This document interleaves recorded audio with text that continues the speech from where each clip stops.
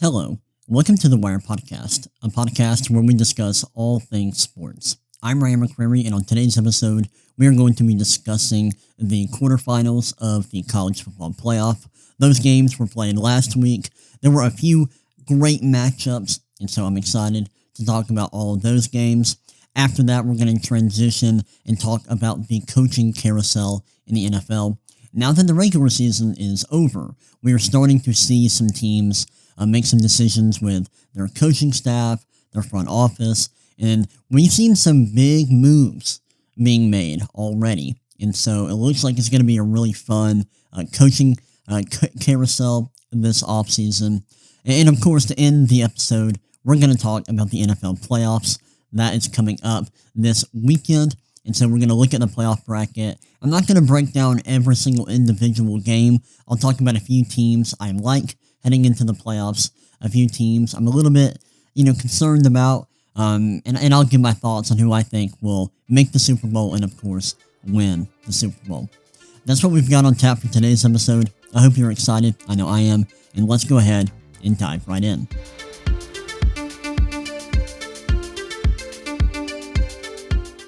All right, let's go ahead and get this show started. I got my work fit today. I've got this vest polo combo going. I really am looking like a corporate white dude today. We're going to get today's episode started by talking about the quarterfinals of the college football playoff. There were 4 games played last week. We had Miami, Ohio State, Alabama, Indiana, Ole Miss, Georgia, and Oregon, Texas Tech. We'll start out with Oregon, Texas Tech, because that was the first game played in the quarterfinals. Man, what a beatdown. Oregon winning this game 23-0. I picked Texas Tech to win this game because I do not know ball. I am dumb. Everyone knows that. But man, what an unexpected performance from Oregon in this game. Texas Tech, let's start out with Oregon. They won the game. Let's start out with them. Their defense balled out. Their defense was incredible in this matchup. Pitching a shutout in a college football playoff game against a team who was legitimately like a top 5 team is very impressive. So Oregon deserves a ton of praise for that.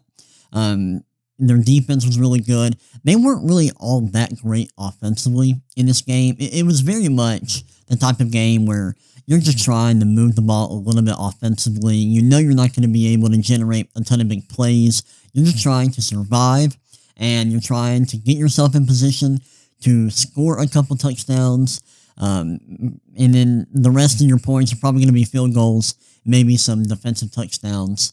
And then with Texas Tech, their offense looked so bad all game long. They had a lot of turnovers, 2 interceptions. I know they had at least 1 fumble. They actually had 2 fumbles. So that's not very good. You don't like to see that. Yeah, this is a very rough game for Texas Tech. Not scoring any points is really bad, and losing by 20 plus in a game like this it's tough. It's tough. But yeah, shout out to Oregon. Thought their defense balled out. Dante Moore, he was fine in this game. Nothing special. You weren't really going to see much from either team offensively, more than likely, because both defenses are really good. But yeah, Oregon's defense came to play, gave the Ducks a lot of good field position in this game, and that was huge. And that's really how they were able to win the game. They forced turnovers. They were able to throw the ball okay. Not great, but they really couldn't run the ball at all. I'm looking at the box score. Oregon averaged 1.4 yards per carry. That's really bad. That's terrible. But the defense, man. I can't say enough good things about Oregon's defense in this game. Texas Tech also had a missed field goal at one point. It was an ugly game. Not a fun game to talk about, but Oregon moves on, and now they're going to take on Indiana, and we'll talk about that game later on. The next game I want to talk about is Alabama, Indiana. That was the next game on the schedule, and what a weird, what a crazy result in this game as Indiana wins 38-3. I'm gonna be honest. Your boy was hyping up Indiana, and I was right. I didn't know ball when I was talking about Oregon, Texas Tech. I knew ball when I was talking about Indiana, Alabama. I've been hyping up Indiana all year long. I've been hyping up the Hoosiers, and they proved me right in this game. I was telling everyone I knew. I was annoying my coworkers, telling them, like, y'all don't know how good this Indiana team is. Alabama is not competing with them. Like, if there was one result in the playoff that I was like the most confident in, it was it was Indiana beating Alabama. I didn't think Indiana was going to win by 35. Predicting that would have been wild. That would have been insane. But I did think that Indiana was going to win this game fairly easily by maybe double digits. I just didn't see Alabama being able to win this game, because although Alabama is a good team, Indiana is an elite one and likely the best team in the country. And so I just felt very confident about Indiana. I thought it was a good matchup, and they proved that to be absolutely correct in this game. Early on, like the first drive or two of this game, Alabama looked good. Their defense came ready to play early on in the scripted plays, and it looked like it may be a close game. But then things kind of took a turn for the worst for the Crimson Tide. Indiana started moving the ball well. They started playing super strong defense. I mean, their defense was amazing all game long. They held Alabama to 3 points. But Indiana's offense started to get going. They were running the ball really well in the first half, specifically. And then they started to throw the ball well. They had a big play in the first half where they had a post that got open that Fernando Mendoza hit for a touchdown. I'm looking at the numbers. Indiana ran for 215 yards, averaged 4.3 yards per carry, had 2 rushing touchdowns. That's really nice rushing production when you're going up against an Alabama team. Mendoza averaged 12 yards per pass attempt. He threw the ball less than 20 times. Indiana wasn't relying on Fernando Mendoza very much in this game. They were very run-heavy, running the ball 50 times. But when they did throw the ball, Mendoza was great. He averaged 12 yards per pass attempt, had 3 touchdowns, 0 interceptions. I mean, that's a very nice day for Mendoza, even though he wasn't, really relied on too much. But I think the star of the show was Indiana's defense and their offensive line. Funny enough, one of their offensive linemen actually won the Rose Bowl MVP, which is amazing. That's awesome. I thought that was so cool. And I just want to say, can we normalize that? Can we as a nation, can we as a society normalize giving offensive linemen awards? Offensive linemen get underlooked way too often in like these award races. In the NFL, you're never going to see an offensive lineman win MVP. You're never going to see an offensive lineman win Offensive Player of the Year or Offensive Rookie of the Year. But I'm standing up against this offensive lineism, this racism against offensive linemen. Like, I'm standing up against this. We've got to start respecting offensive linemen and giving them awards. We've got to do it. We've got to do it. If I were the commissioner of the NFL, if I were the commissioner of college football, we would be giving out awards to offensive linemen. We got to respect them. If I were the NFL commissioner, Trent Williams has an MVP. I'm just saying. I am an offensive lineman respecter. So I thought that one of Indiana's offensive linemen winning the MVP was really funny, but also just really, really cool. And they deserved it. I mean, the offensive line was kicking Alabama's defensive line's tail in this game. They were dominant, and this was a dominant performance from Indiana. We also saw Kurt Cignetti get turned into a meme, which I thought was really funny. I've seen a ton of memes from that clip of him where he's given like this weird look on the sideline. I saw like a meme where someone was saying like your dad looking to see if anyone's touching the thermostat, which I thought was funny. It's hilarious. Kurt Cignetti is such a serious guy, and so to see him get turned into a meme was really cool. And I say that he's a really serious guy, but now we're seeing clips from his press conference with Van Lanning, Oregon's coach, before their matchup, and they're like cracking jokes. They're having a good time on that press conference. That's really funny. But yeah, shout out to Indiana. the season they've had is insane. The fact that they were like the laughing stock of the Power Five a few years ago, and now they are the best team in the nation, and looks like they are well on their way to winning a national championship. It's crazy. I know I say this every time I talk about Indiana, but it can't go under discussed, in my opinion. It's just such a cool story. I'm happy for Kurt Signetti. I'm happy for Fernando Mendoza. I'm happy for this entire roster. They deserve it. That was a big win. I don't really know what this means for Alabama moving forward. I know that Kalen DeBoer has been on the hot seat a little bit early in his time in Tuscaloosa. He's going to be back with the team next season, but we may see him have a really short leash moving forward. You simply can't lose to Florida State in week 1, and then lose to Oklahoma for the second year in a row, and then lose to Indiana by 35 in the playoff, and your job security be fine if you're the head coach of Alabama. This is not going to happen. The standards are way too high there in Tuscaloosa, so that's something to keep your eye on moving forward. But yeah, big win for Indiana, winning by 35. Who could have predicted that? That was insane. Very impressive. Next up, let's talk about Miami, Ohio State. I don't know why I didn't talk about this game first. I said Oregon, Texas Tech was the first game of the quarterfinals, but it was actually Miami and Ohio State. This was another game where we saw a really crazy result. This time, Miami upsetting Ohio State 24-14. I picked Ohio State to win the national championship because I'm a fool. I picked them to win it all last year, and I thought they were the best team in the nation this year. I know they lost to Indiana, but I thought both of those teams were phenomenal. I thought both teams had a really strong argument to be the best team in the nation. I just thought, when you looked at all of the advanced numbers, they all were screaming like, "Hey, Ohio State, they're slightly better than Indiana." And I trust Ryan Day. He's a championship-winning head coach. I'm a huge Julian Sayin fan. And because of that, I was like, I'm going to pick Ohio State to win it all again. But what a performance we saw from Miami. They said, not so fast. Not so fast. We're here to play. And they controlled this game pretty much the entire contest. Their defense was phenomenal. They held Ohio State to under 20 points, which is very impressive. They were in the backfield all night. They put a ton of pressure on Julian Sayin.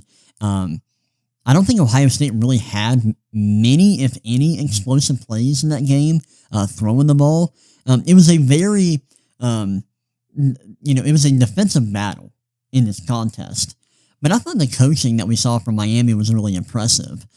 It was really hard for both of these teams to move the ball well offensively. It was really hard to generate, these chunk plays. And so we saw, in my opinion, Miami's play calling be really sharp on offense and on key plays. And there was a play where Miami was in the red zone. I'm trying to remember what down it was, but they threw the ball to the running back out of the backfield.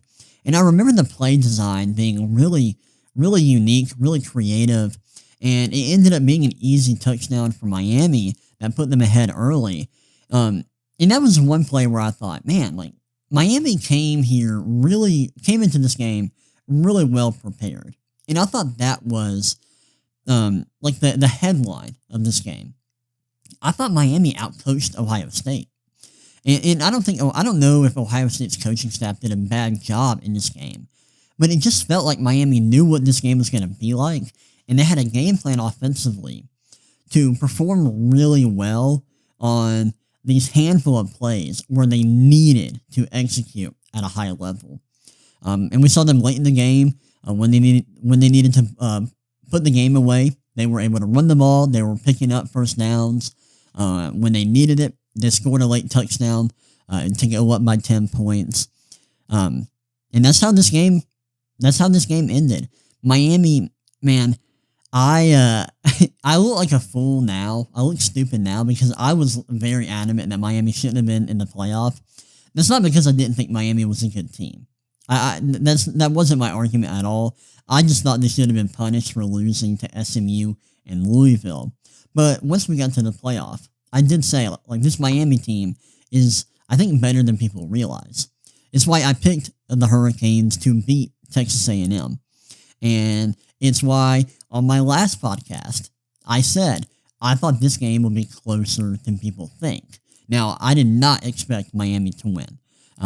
But Miami's a really good team. They have played really well in the playoff. Shout out to them. They deserve a round of applause for the way that they have played in the playoffs. They've been balling out. I'm surprised that they have made it this far because I don't think their offense has been that great in the postseason, but their defense has. It's been really impressive. Ruben Bain and that defensive line, they were incredible against Ohio State. Like I said earlier, putting a lot of pressure on Julian Sayin, and Ohio State couldn't handle it.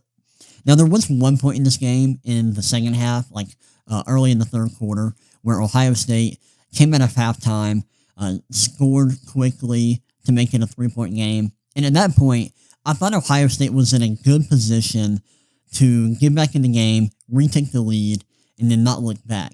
But once Miami, kind of took that right hook to the chin, they got back up and they handled their business, which was really impressive.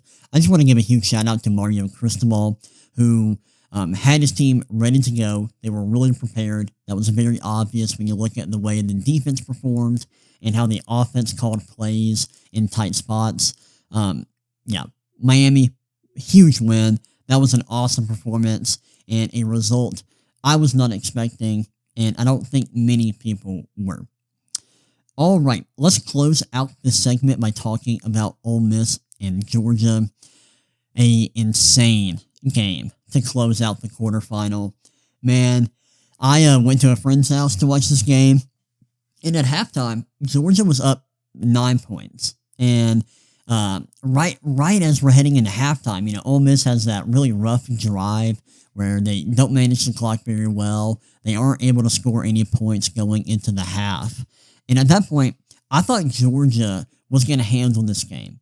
Maybe not blow out Ole Miss, but at that point, it felt like Georgia had full control of the game, of everything, and that they were going to win this game and move on. Then the second half occurred, and everything changed. Ole Miss's offense in that second half came alive in a way I don't think anyone could have anticipated. Trinidad Chambliss was making huge plays left and right in that second half. There was one drive, I believe this was in the fourth quarter, where there were like two plays early on in the drive where Chambliss scrambles outside the pocket and makes an insane play on the run.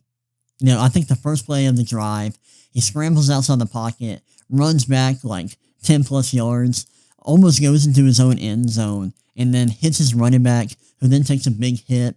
And so you had that play. Then later in the drive, I don't know if it was the next play or like a few plays later, but then Chambliss again scrambles outside the pocket, makes a throw on the run, which was a freaking dime. And if you know what play I'm talking about, you can attest to that.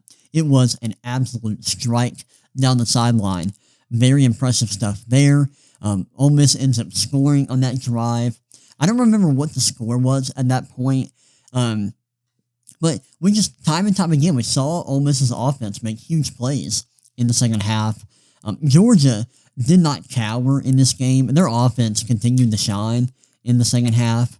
They did have a weird fourth down that they went for in the second half, where I don't even think that they were planning on going for it.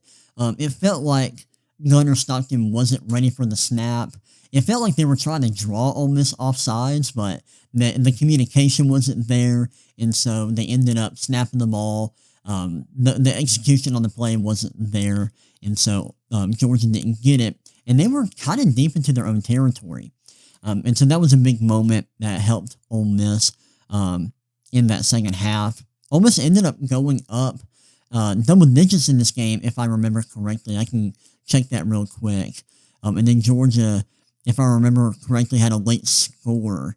But then Ole Miss ended up being able to have a good final drive Yeah, let me look at the scoring here. Yeah, at one point in the fourth quarter, Ole Miss was up 34-24 after being down 9 at halftime. That's a 19-point swing. That's crazy when you're playing a team like Georgia, who had looked amazing the last couple of weeks. So the fact that Ole Miss did this without Lane Kiffin, with an interim head coach who's now their full-time head coach, that's insane.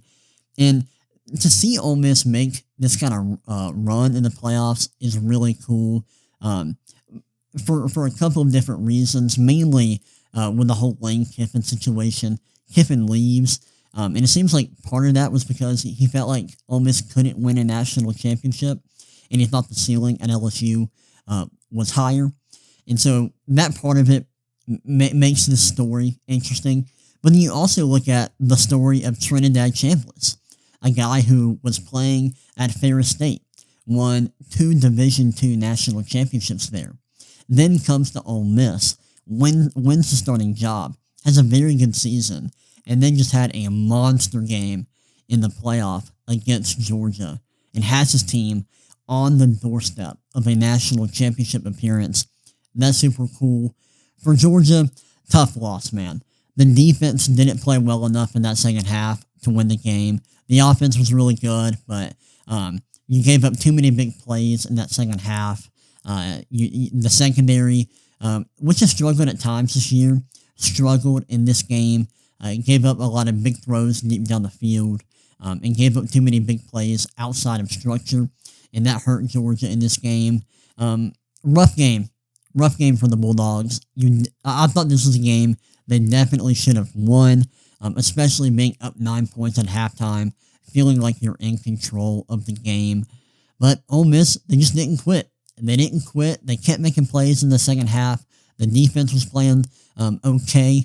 Got some stops, but man, what a game for Ole Miss. And now we are going to see Ole Miss versus Miami in the semifinals. That is going to be really cool. And I'll talk a little bit about the semifinals. I'm not going to go too deep into this. But we got on Thursday of this week. I'm recording this on Tuesday, so in 2 days, we're going to see Miami take on Ole Miss. That'll be an interesting matchup. Miami's favored by 3.5 points. And, man, it's an interesting matchup because you've got Miami with this amazing defense versus Ole Miss with a really fun offense that can score a ton of points. It has a very talented quarterback. And Miami's offense is good, but not as high octane as Ole Miss's offense. And then Ole Miss's defense isn't quite as good as their offense. So this is going to be a really interesting matchup. To be honest, I'm going to stick with Miami here. I think that would be my pick. Miami's defense is really good, and the offense at times in the playoff hasn't looked that strong, but throughout the regular season, their numbers were pretty good. They can run the ball really well when they need to. If Carson Beck is able to make plays, to execute when he needs to, I think Miami can win this game. I wouldn't be shocked if Ole Miss wins because of Trinidad Chambliss and that offense and that coaching staff, the way they're performing without Lane Kiffin. It's all really impressive. But I just think Miami is the better all-around team. They're good on both sides of the ball. I have more faith in them because of that. I didn't pick Oregon over Texas Tech, even though I thought Oregon was more well-rounded on both sides of the ball. So I won't make that mistake here. I'm going to pick Miami to beat Ole Miss. Then we've got Oregon, Indiana, another huge matchup. We actually saw these two teams face off earlier this season. Indiana won that game, and it's hard to beat the same team twice, especially a team as good as Oregon. But I'm going to pick Indiana again. Indiana is just way too good on both sides of the ball. They are probably the best team in the nation. It was either them or Ohio State this year. They're playing at a very high level. I don't think anyone can stop them. So I'm going to pick Indiana. Oregon is really good, though. I don't want to sleep on them. Their defense is strong. We saw that against Texas Tech. They can throw the ball at a high level. Their offense is really good. They're one of the better teams in the nation. So you can't sleep on them. But Indiana, they're a machine. They're super efficient. They've got great coaching. They've got a superstar at quarterback. Their defense is phenomenal. They stop the run. Their secondary is amazing. They're just great everywhere. They don't really have any weaknesses, so I'm rolling with the Hoosiers. I think they're going to move on to play Miami in the national championship. That would be my pick, but the playoffs have been a lot of fun so far. It's been exciting. We've seen some really fun games, some really good matchups, and hopefully we continue to see that moving forward. That's going to be it for this first segment. I'm going to take a quick break, and I'll be right back where I will discuss the NFL coaching carousel as well as the NFL playoffs.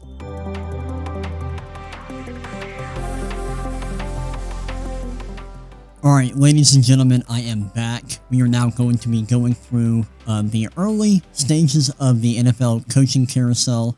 We've seen a lot of coaches get fired already, as well as some GMs. I'm saying GMs, like I think there maybe have been multiple GMs fired. I know my favorite team, the Atlanta Falcons, fired our GM. So we'll go through some of the biggest firings that we've seen so far. Starting off with the Arizona Cardinals, they fired head coach Jonathan Gannon following a 3-14 season. I don't think that's very surprising. And Gannon had become like a meme for being a weirdo. The results there in Arizona weren't very good, so that's not surprising. Then we've got the Atlanta Falcons, my Falcons, doing the Lord's work, firing Raheem Morris and GM Terry Fontenot shortly after the regular season ended. I mean, that happened like, it felt like I think it was like a few hours after our last regular season game against the Saints. I'm going to be honest, I was getting kind of worried that we might not make this decision and that we might keep Raheem and Terry for another season because we had such a strong finish to the season. But the owner, Arthur Blank, did the right thing, got rid of Raheem Morris and Terry Fontenot, which he had to do. I mean, that was the absolute right decision. Raheem Morris was a terrible head coach. He was horrible. Terry Fontenot did some good things as a GM, but also did some absolutely asinine things. When I say that he did some good things, I'm thinking about, getting Jalen Walker and James Pierce, as well as, I am blanking on the name of our safety. I think it's Xavier Watts. Getting all of those guys in last year's draft was really good. That helped out our defense a lot this year. I'm trying to think what else he did that was good. He got Drake London, which was huge. I think he drafted Drew Dahlman in the 4th round, like early in his tenure. I could be wrong about that. I don't know if he was our GM yet, but that was a good get. He also, I'm pretty sure, drafted Matthew Bergeron in the 2nd round. So those were some good things he did. He also signed Jesse Bates, and Jesse Bates transformed our safety play. That was huge. But he also did some terrible things. He totally mishandled our quarterback situation the last couple of years. The Desmond Ridder saga sucked, and that was destined to go down in a blaze of unglory, I guess. That was horrible. He drafted a tight end top 5, and I loved Kyle Pitts as a prospect, but drafting a tight end that high, tough sell. He also overdrafted Bijan, and I love Bijan. Bijan's amazing. He's an amazing talent at running back, but I'm a nerd. And I think the value of running backs just isn't that high. And although Bijan is one of the most talented running backs in the world, I still think he was overdrafted. And we could have picked a guy that could have helped our defense, or we could have given us a playmaker at receiver on offense in that draft. Then you've got to look at the Kirk Cousins signing, which has not played out well. That along with the Michael Penix pick, both of those moves were really bad. And even at the time, doing all of that didn't really make a ton of sense. And we've made some really bad trades. The trade with the Rams during the draft last year was awful, absolutely horrendous. We traded the 22nd pick, I believe, 22nd or 23rd pick, and gave up a top I want to say a top 15 pick. Maybe it ended up just being top 20. I know at one point it was like a top 10 pick, then it kept falling as the Falcons kept on winning. Let me see where that pick is at now. Okay, it's at 13. So we gave up the 23rd pick for the 13th pick. That make a whole lot of sense, man. So you had stuff like that. The trade up to get Ruka Rororo, not like in the past draft, but the draft before, that was dumb. That was stupid. I don't know. I was not a big fan of Terry Fontenot. I'm sure that he did a lot of great work with our cap situation, which was tough when he first came in. And he did some good things. I don't want to say everything he did was bad, but when he made a bad decision, he was really making a bad decision. Like he was going all the way. Like he was going to make a horrible decision when he made a bad move. So I'm glad to see him gone. I'm glad to see Raheem Morris gone. We needed to do something. We needed a clean slate. So I'm glad to see Arthur Blank finally do what was necessary and move on from our coach and GM. Then today, moving on to the Baltimore Ravens. We got some huge news as the Ravens and John Harbaugh have agreed to part ways after 18 seasons. A lot of people were really shocked by this. I wasn't, because Harbaugh has been there for so long, and I have seen on social media a lot of Ravens fans saying that it was time for them to probably split up. Now, I don't want that to seem disrespectful of John Harbaugh and everything he did in Baltimore. He won a Super Bowl. He's had a lot of success there. But after nearly 2 decades, sometimes you just need a change. And after the season the Ravens just had, not making the playoffs, they've had some struggles in the postseason with Lamar Jackson. After all of that, I get why they would want to try to get some new blood in there, get a new voice, in a leadership position like the head coach. So I think that makes sense. It's shocking because of how impactful John Harbaugh has been to Baltimore and how big of a name he is. But honestly, if you're close to that situation, like if you've been listening to Ravens fans and heard what they've been saying, I don't really know if this was too surprising. And I don't know if Ravens fans are super upset about this. Let's see. Next up, we got the Raiders firing Pete Carroll after 1 season. I'm not really familiar with that situation, so I don't know if I have really anything to say about that, but feels kind of weird. I know, like, when I think of Pete Carroll, I think of all the success he had in Seattle. So to see him get fired after 1 year with the Raiders seems crazy. I know they were bad, but that team sucks. I mean, the roster's bad. Maybe they were having some cultural issues. Maybe there were some things behind the scenes that people just aren't aware of. Maybe that's the case.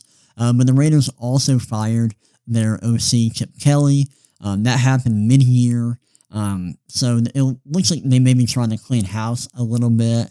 But yeah, that's kind of weird. I'm interested to see what the Raiders do, though, and who they get to replace Pete Carroll. Next up, let's see. I'm trying to see who else made a decision to fire their coach. Oh yeah, the Cleveland Browns. I did want to talk about some moves they made. They fired Kevin Stefanski, or the two sides decided to mutually part ways. But despite that, they are keeping their GM, Andrew Berry. Firing Stefanski, I get it. Stefanski may be a good coach. He's won Coach of the Year multiple times, but the Browns have just had 2 lackluster seasons the last 2 years. I don't know how much of that is Stefanski's fault, but you just can't do that and survive in the NFL. Or you can't do that and then expect to survive in the NFL. So I get why the Browns would want to make a change there. What I don't really understand is them keeping the GM, because Andrew Berry has not really done anything to earn a long leash. I mean, he made the horrible Deshaun Watson trade, which is probably the worst trade and quarterback contract of all time. So you had that. And then the last 2 years, the Browns have been putting out absolute garbage on offense. Their offensive roster is really shaky. The offensive line's bad. The receiving core is mediocre. They haven't really gotten good quarterback play consistently. That was especially true this year, as Dylan Gabriel and Shador Sanders just wet the bed time after time after time. And so I'm just not really sure why Andrew Berry is getting to stay, but Kevin Stefanski is getting fired. I thought the right decision was firing both of them, getting rid of both of those guys. I thought that was the move, but we'll see. Maybe there's a reason behind this, but from an outsider's perspective, I just didn't think that made a whole lot of sense. Then we've got Mike McDaniel. He's staying put as the coach of the Dolphins after this season, which I'm actually kind of surprised about this. I thought he was gone. The Dolphins went 7-10, missed the playoffs for the second straight year. He's staying. That's kind of wild. And kind of from the outside looking in, it kind of seems like the culture there in Miami is in a rough spot. But maybe I'm wrong. I don't know. I thought that was an interesting move. And then with the Giants, they are keeping GM Joe Schoen, or Joe Shane. I think it's pronounced Shane, which is an insane decision. I don't know what they're doing here. Shane has to have evidence of the owner doing something illegal. There's no other explanation for it. He has to have evidence that the owner of the Giants is in the Epstein files. That's like the only explanation for why Shane is staying the GM here with the Giants. He's done a horrible job with this team. I don't really understand how he's keeping his job, but man, I would love to have that kind of job security. That is absolutely insane. I am very shocked about that. And then let's see if there's anything else. No, I'm not seeing any other firings that are really noteworthy. This is going to be a fun coaching carousel, though, because you've got some big names like John Harbaugh, Clint Kubiak. You've got, let's see, I'm trying to think of anybody else. The old Miami Dolphins DC, I've heard him mentioned a little bit by people. Brian Flores. So you got guys like that that'll be looking for head coaching jobs. Kevin Stefanski. We'll see what the Packers do. I've heard that the Packers may look to move on from Matt LaFleur after the season. If they lose in the first round of the playoffs, he could be out of there. And if that happens, LaFleur is going to be one of the top guys in the head coaching market. So this is going to be a fun carousel. I'm excited to watch how everything plays out. That'll be really interesting. But yeah, we've already seen a lot of big moves there with some head coaches getting fired.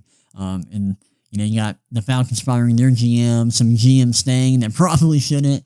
But yeah, let's move on and talk about the NFL playoffs. We're going to preview the playoffs a little bit. Like I said in the intro, I'm not going to do a deep dive into every individual matchup, but I did want to talk about some teams that I like, some teams I don't like, who I think is going to make it to the Super Bowl, and who I think will eventually win the Super Bowl. Let's start out in the NFC. We've got some interesting first-round matchups. You got Rams, Panthers. I don't think that game's going to be very close. The Rams should dominate that game, and they have to be big favorites there. I don't know what the spread is, but the Rams are statistically the best team in the NFL, so they should be big favorites in that game. And then you've got 49ers, Eagles. I think that'll be a really fun matchup. That could be good. Really talented teams who have not been quite as sharp as they usually are. I think I might pick the 49ers in that game. Brock Purdy has been playing so well. And the coach, I trust Kyle Shanahan as a coach more than I trust the Eagles coach whose name is slipping my mind. I can't believe I'm forgetting his name. Whatever. But yeah, I think I wouldn't be shocked to see the 49ers pull off the upset here in this game. And then Packers, Bears. That's a really interesting matchup. The Bears have had a really strong season. I don't know if they're quite as good as their record indicates, but with the Packers, they're dealing with a lot of injuries. Jordan Love is going to play. That's going to be a weird matchup. I think the Bears will win that game. But yeah, that'll be an interesting matchup. I'll be keeping my eye on that game, partially because I'm a Falcons fan. I'm rooting for the Packers to lose because I want them to fire Matt LaFleur, and I want the Falcons to hire Matt LaFleur. That would be ideal for me. But yeah, we've got a lot of interesting matchups in the NFC there in the first round. Same for the AFC. We've got Texans Steelers meeting up in round one. We might see like 17 points scored in that game. That's going to be really low scoring. We've got two good defenses there. I think the Texans will move on. Then we've got Bills, Jaguars. That's an amazing matchup. One of the better matchups of the first round. Really close in terms of the quality of these teams. With the Bills, they've got a lot more experience in the postseason than the Jaguars. They've got the better quarterback in Josh Allen. But, man, the Jaguars have been playing so well recently. They've been on fire. I think the Jaguars are actually going to win this game and move on to the second round. But that should be a close matchup. That's going to be a really good game. But the Jaguars have been one of the better teams in the NFL over the last, 10 weeks, especially the last, 5 weeks. They've been amazing. Then we've got Chargers, Patriots. Really interesting matchup. We've got two of everyone's favorite white quarterbacks in Justin Herbert and Drake May.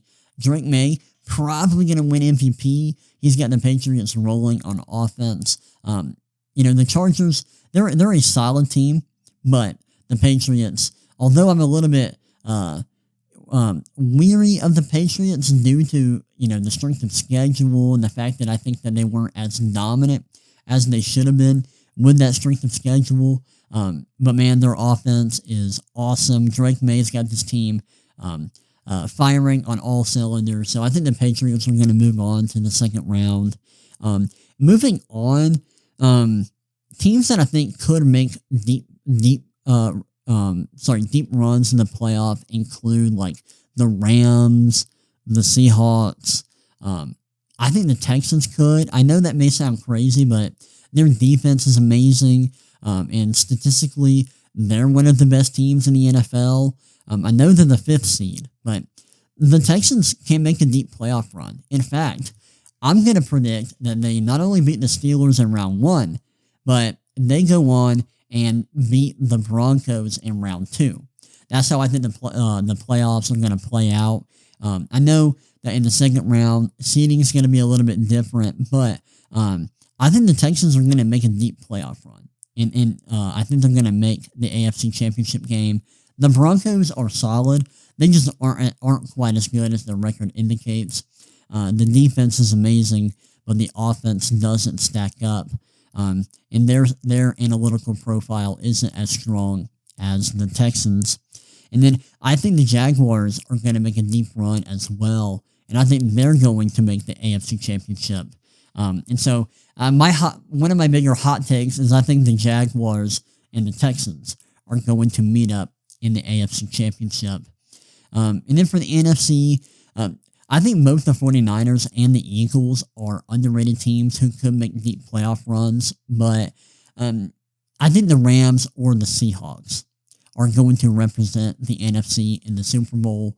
Both of those teams are amazing, and I think the Rams and the Seahawks are probably going to face off in the NFC Championship if seeding allows, and if that happens, that's going to be a really fun matchup. Now, picking that game is really tough. We saw the Seahawks beat the Rams earlier this year in a crazy game that went down to the wire, but the Rams are the best team in the NFL right now, statistically. They're playing at a high level on both sides of the ball. Their offense is amazing. Matthew Stafford's playing at a very high level. The defense, very strong. But you could say the same thing about Seattle. Seattle's also in that conversation for being the best team in the NFL.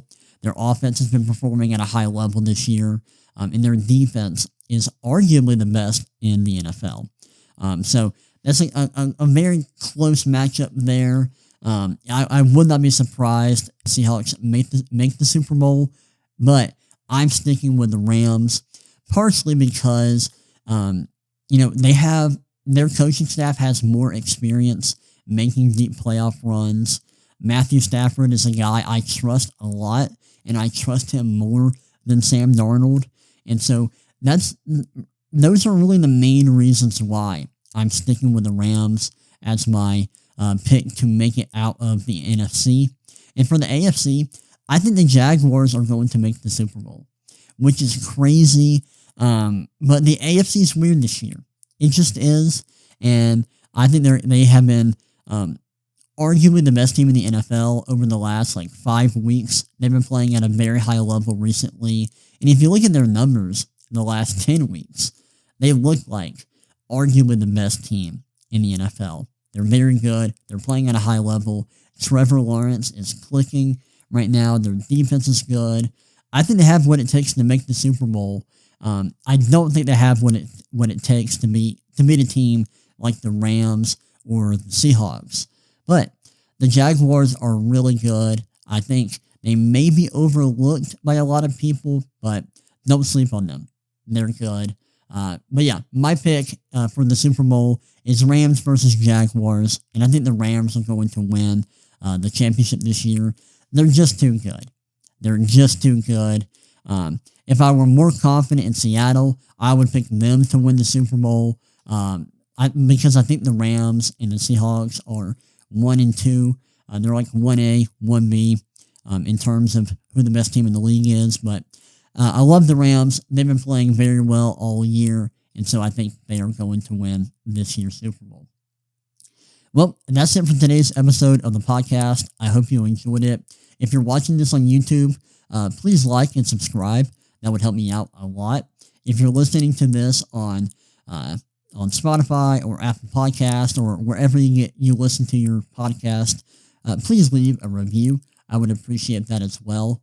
And if you're not familiar with my other channel, The Wire, where I post, edited content, I post film reviews and stat breakdowns. If you're not familiar with that channel, go check it out. I just recently posted a video about the Michigan Wolverines basketball team and why I think they are playing like one of the best teams ever.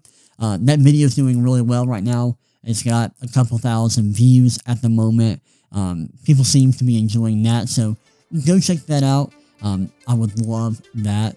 But thank y'all for tuning into today's episode, and I'll see y'all next time. God bless.